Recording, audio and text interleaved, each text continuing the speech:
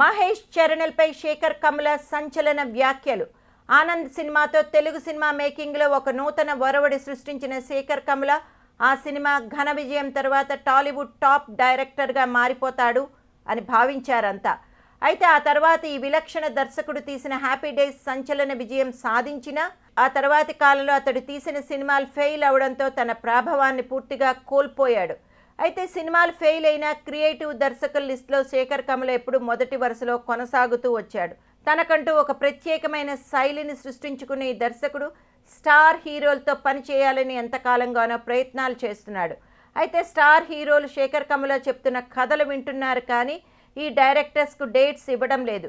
ఈ పరిస్థితుల్లో ఈరోజు విడుదల కాబోతున్న తన ఫిదా సినిమాను ప్రమోట్ చేస్తూ ఈ విలక్షణ దర్శకుడు టాలీవుడ్ టాప్ హీరోలపై సంచలన వ్యాఖ్యలు చేశాడు.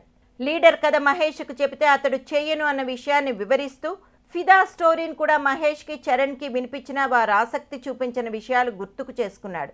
ఇదే సందర్భంలో ఈ దర్శకుడు మాట్లాడుతూ ప్రేక్షకుల అభిరుచి మారుతోందని, ఒకే తరహా మూస సినిమాలను వారు ఇష్టపడటం లేదని, అయితే ఈ విషయాలు ఇప్పటికే చాలామంది స్టార్ హీరోలు గుర్తించడం లేదు అంటూ సంచలన వ్యాఖ్యలు చేశాడు. అయితే టాప్ హీరోల కోసం తన పద్ధతి మార్చుకోను అని అంటూ టాప్ హీరోలు తనలా ఆలోచించే దర్శకులను గుర్తించాలని అంటూ తన అసహనాన్ని వ్యక్తపరిచాడు. అయితే ఈరోజు విడుదలవుతున్న ఫిదా శేఖర్ కమ్ముల అంచనాలకు అనుగుణంగా సూపర్ హిట్ అయితే టాప్ హీరోలంతా శేఖర్ కమ్ముల వైపు చూస్తారేమో చూడాలి అంటున్నారు ఇండస్ట్రీ వర్గం వాళ్ళు.